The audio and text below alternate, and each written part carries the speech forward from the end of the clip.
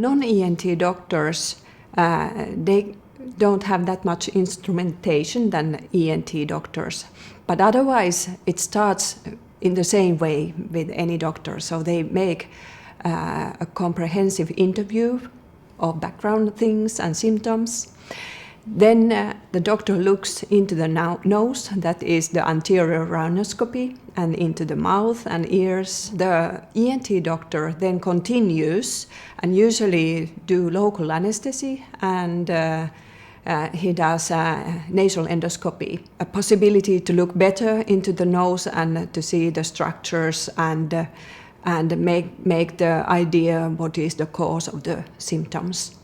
It is actually not known perfectly, but it's assumed that there are several possibilities of this link. First of all, there is an anatomical link between these two diseases. So upper airways and lower airways are connected, and they are actually one organ in the way that they mediate airway from the nose to the lungs.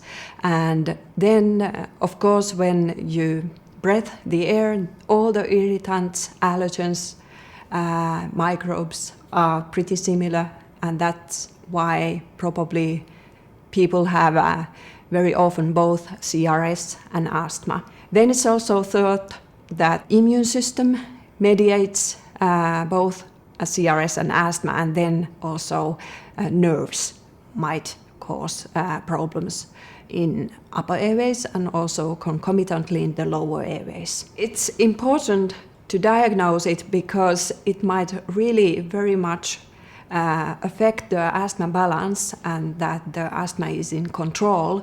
So it's very important to suspect CRS and to examine whether you have or whether you don't have CRS. When the CRS is diagnosed and treated properly, then you need usually less asthma medication, and especially strong medication, and you get asthma exacerbations also usually less. It's important to diagnose asthma or suspect asthma in patients with CRS due to the fact that asthma actually is quite often a very silent disease, so people don't suspect that they have asthma, and they might have. That's why usually more advanced diagnostic tests are needed, such as lung function test.